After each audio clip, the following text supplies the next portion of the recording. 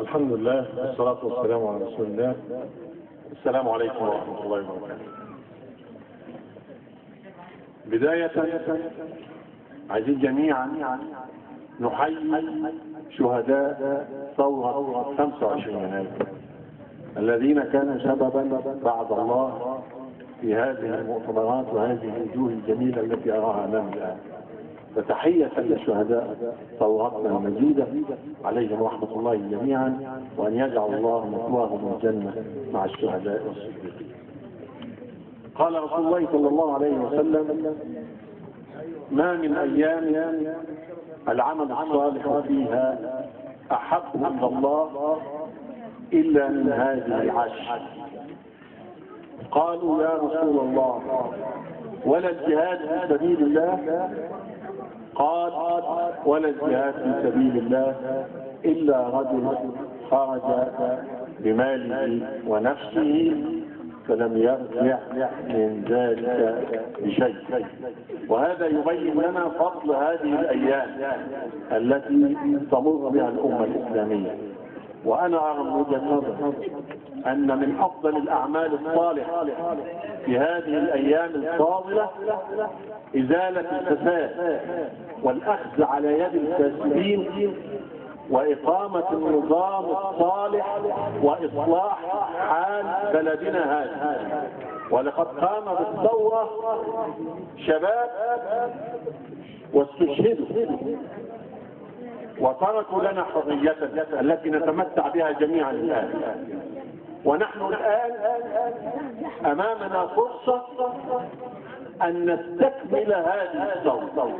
إن كان منا من لم يشارك فنحن شهداء أحياء، فقد سبقنا شهداء وضحوا بدمائهم، فليس أقل من أن نقوم نحن بحمل هذه الأمان. وفي مقدمتنا شباب هذه الأمة، فإننا أخيرا وبعد آلاف السنين امتلكنا بلدا وأصبحت بلدا بعد أن كانت بلدا.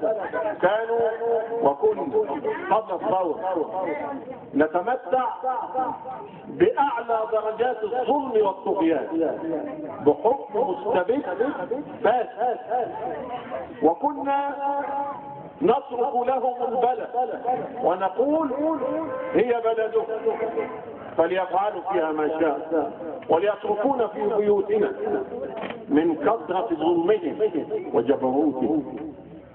ومن ضحكات الأطلال أنهم لم يتركونا في بيوتنا، فقد فرضوا علينا ضريبة تسمى الضريبة العقارية، ضريبة على بيتك الذي تسكن فيه. لم يتركونا في بيوتنا، قالوا هذا مسكنك، نعم ادفع عنه كذا. وأجبرونا على كتابة إقرارات ضريبية من عجب العجاب، من عجب الظلم والطغيان. أجبرونا على كتابة إقرارات ضريبية والتقدم بها لمصالح الضرائب ونقف أمامها بالطوابير، ثم يأتون لنا بالأمن المركزي ليضربنا، ونحن نقدم لهم إقرارا على أنفسنا بأننا مستعدون لدفع ضريبة على منزلنا الذي نسكن فيه ولا يدر دخل. نعم. هل رأيتم عجبا مثل هذا؟ يأتون لنا بقوات ونصب الطوابير أمام الضرائب بالخرزانات تضرب الشعب الذي يشتري الإقرار الضريبي المجاني وصل إلى 20 جنيه.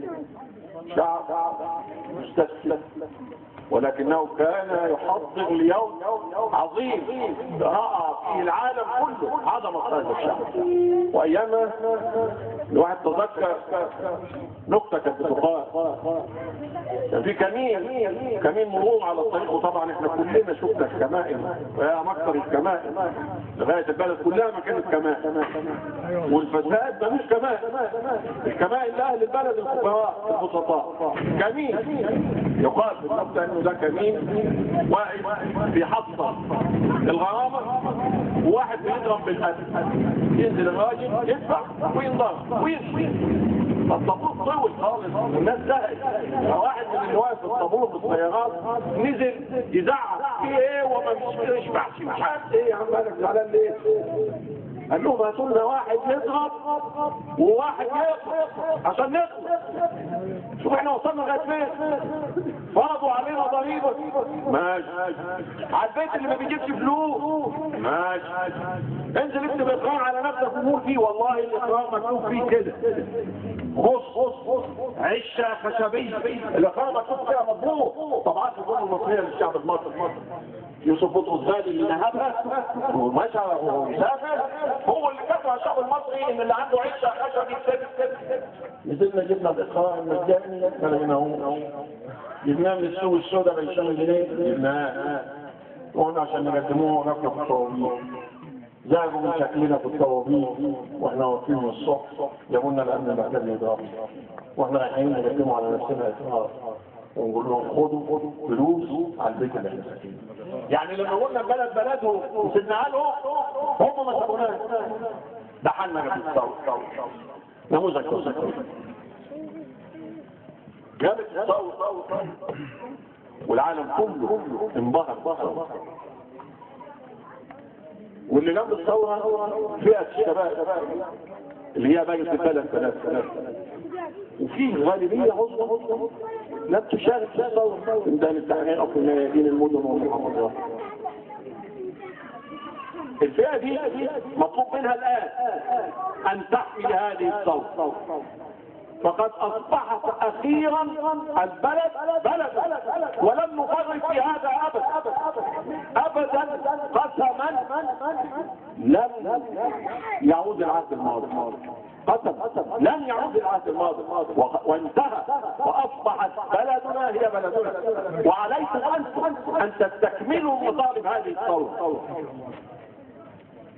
وسواء فرض علينا او ان الاجراءات التي استفتينا عليها في الاستفتاء هي التي ادت الى ما نحن فيه الان من ان الثوره لن تكتمل في الميادين.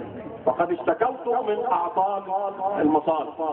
امامنا الان فرصه لان نستكمل الثوره تحت قبه المجد. فانتم تختاروا من يستكمل هذه الثوره ومن يعيد اليكم بلدكم وتراقبوه وتظلوا معه. لان البلد في النهايه اصبحت بلدكم. فنحن جميعا امامنا فرصه لن نفوتها ولن نضيعها. وعلينا ان ننظر الى تونس 7 مليون دوله في محافظه ولا محافظتين عندنا هنا. نسبة حضور الانتخابات في تونس 90%. احنا هنا كان عندنا إذا جاز أن يقال عنه أعظم وهو أطغى نظام طاغوتي فاسد في العالم ظل لمدة 30 عام يستعبد هذا الشعب. فليس أقل من أن ننفض عن نفسنا هذا النظام وأن ننزل جميعا. وإذا كانت تونس نزلت بنسبة 90% فعلى المصريين أن ينزلوا بنسبة 100%. لأن البلد أصبحت بلدكم ومن يفرط في بلده كمن يفرط في بيته كمن يفرط في عرضه. فليس لنا كان لدينا أعضاء كثيرة من خاص أصبح الآن صوتك يحتار. ليس لدينا عذر فعلينا أن ننزع من فوقنا هذا الكسل وهذه السلبية والنشاز.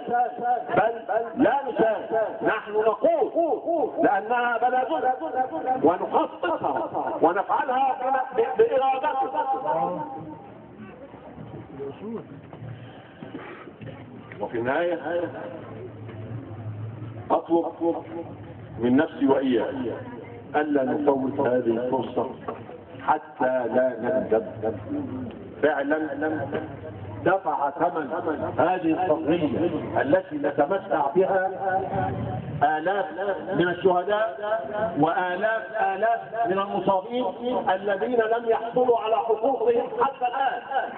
منوط بهذا المجلس الذي تنتخبونه أنتم أن يعيد حقوق هؤلاء المصابين والشهداء وأن يضعهم تاجا فوق رؤوس المصريين جميعا.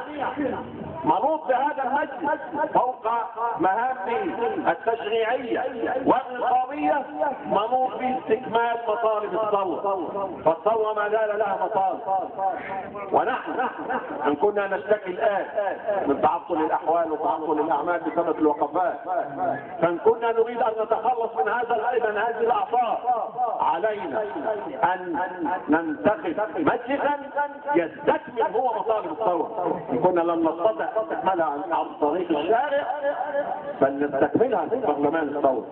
وعلينا جميعا ان نكون ايجابيين ونختار نوابنا بانفسنا، لان صوتنا اصبح يحترم لاستكمال مطالب الثورة ولاكمال تطهير هذه البلد ولبناء مصر جديدة بايدينا نحن، وكما نريد نحن انتم وانا وهذا وهذا وهذا نبني مصر الجديدة كما نريد. اقول قولي هذا واستغفر الله العظيم لي ولكم فاستغفروه وجزاكم الله خيرا.